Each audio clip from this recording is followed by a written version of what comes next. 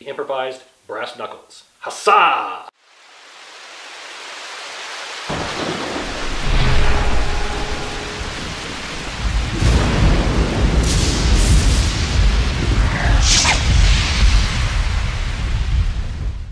All right, here we go. Corporals Corner midweek video number 22.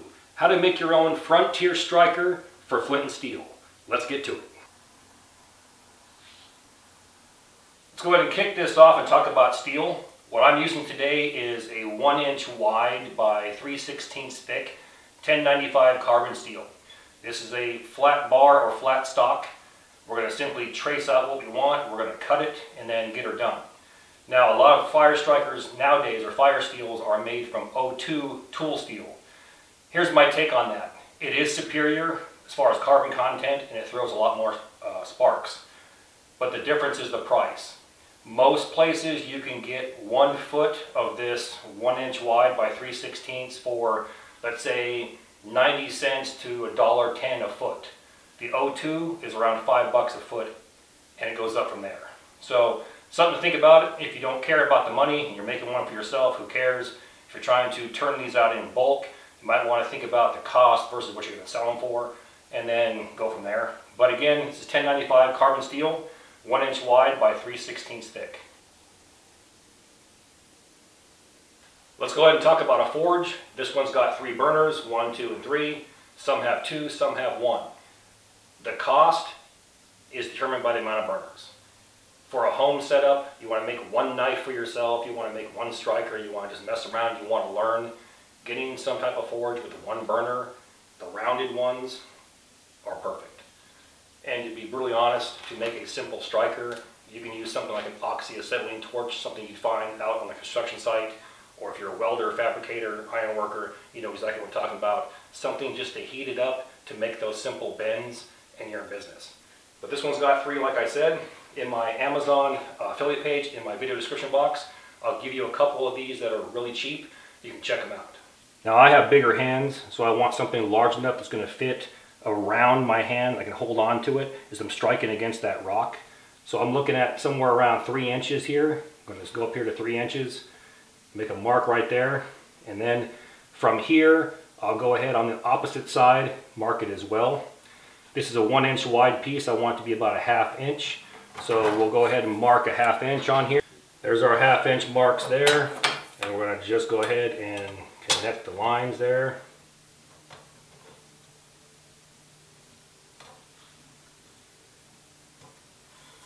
So here's our part that we're going to cut right here for our fire striker, the part we're going to use to strike against that rock. Now I want to work on my tail. For me, a rule of thumb is whatever the length of this is, I want to, at a minimum, double it. So from here, it's 3, I want to go over to 6, and to be safe, we'll just bump it to say 6.5, somewhere in here. And I want to go ahead and connect these lines now. I added an extra 1/2 inch here just for tolerances. We can cut that off later. Now you notice right here and here, there's a slope or a step down. We're going to simply just connect that right there. And now we have our striker that we can go ahead and cut out.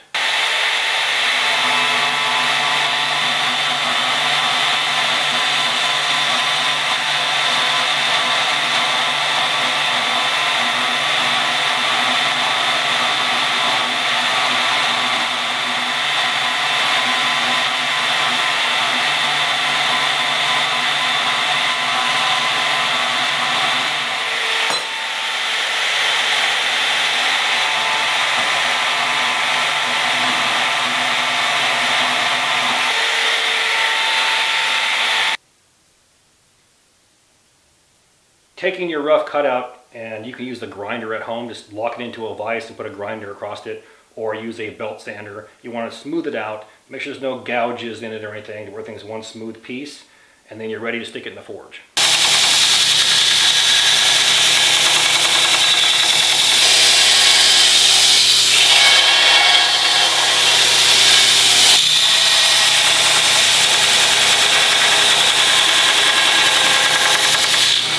There's an easy way and a hard way to do this. I showed you the easy way. Mark the steel, cut it out, and then grind it smooth, or in this case, sand it smooth, and you're ready to go.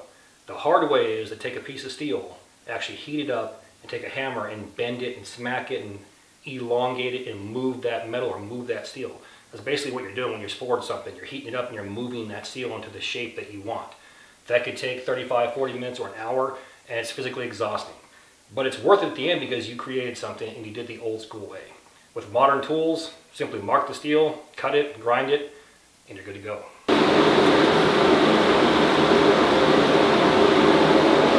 Now, finding some type of dowel to bend your striker around, that way it can go around your hand.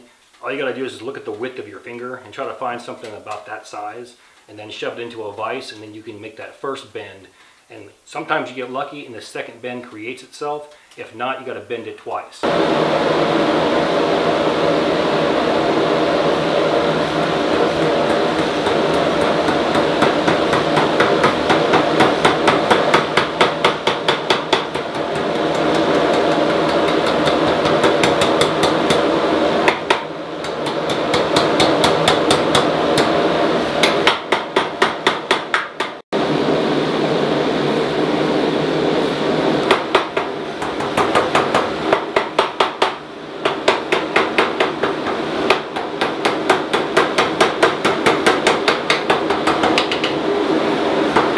I've been doing this for a while now, so the tongs that I used when I bent it around my dowel the first time, it naturally pushes the tail upwards.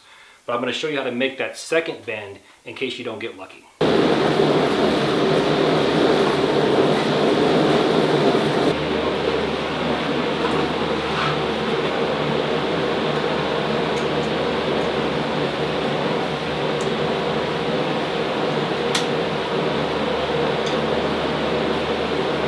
So you can't get much more basic than this.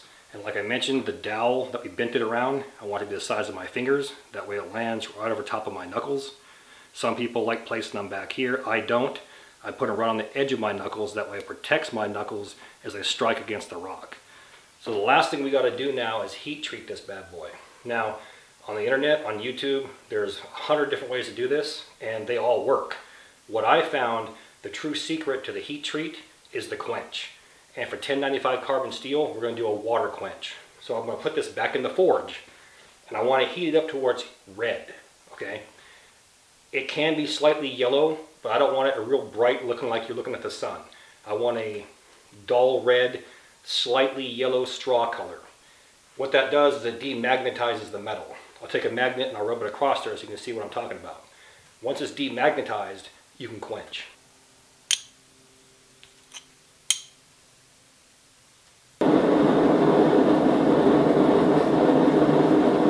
Looking at that, it looks about right. I'm going to go ahead and pull it out of there with my tongs, and I'm going to show you that it's demagnetized. And then we're going to water quench. Here's the thing, we're not going to just dump it in the water. The edge that I'm going to use as the striker, I'm going to ride the water with that, back and forth, slowly immerse it up to the handle or the bent portion. I don't want to immerse that handle, and here's why. What I found is, over the time of doing this, that the handle becomes brittle if it's just immersed. If you drop it on the concrete or on the ground, it could break that handle right off. So I want the handle to be softer than the striking surface, if that makes sense. So again, we're going to pull it out of there. We're going to ride the wave there, ride the top of the water, and slowly immerse it and go back and forth until the handle stops glowing. Once the handle is cooled down, we'll pull it out and let it air dry or air cool.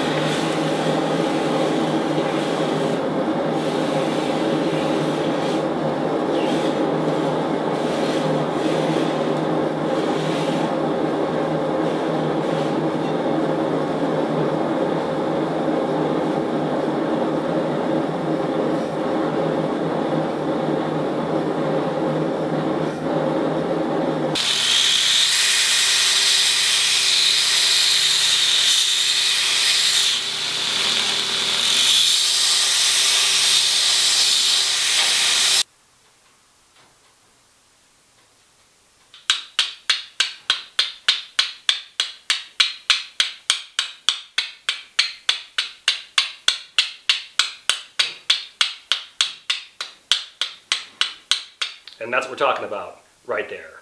If you think about it, in a pinch, it could be improvised brass knuckles. Huzzah!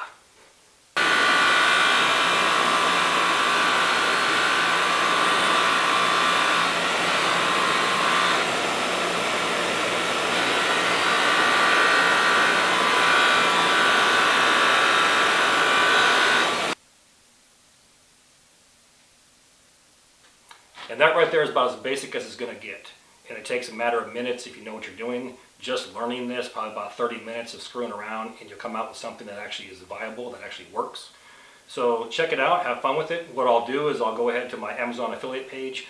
That link is inside my video description box. I'll add a section calling it My Forge or My Forge Equipment or My Shop. And I'll start adding stuff in there, and you guys can go check it out periodically. Things that you want to get to start out with. In the meantime, on my Etsy shop, that link is also in my video description box. You're going to see forged strikers like these, a version of these, sold with and without flint, and a whole lot more, including hat patches, bag patches, universal patches, you name it. Forks, frog gigs, etc. So check those two out. Those links are inside my video description box. Now, with that, let's end this bad boy off. All the gear in my videos can be found in two places. One, my Amazon affiliate page, and two, my Etsy store. Both links are found inside my description box. Now please do me that favor. Hit that like and subscribe button, then ring that notification bell. Once you ring that bell, please select all notifications. And as always, thank you for your comments, views, and support. Thanks for watching. Get out in the field to have some fun. I'm going to catch you next time.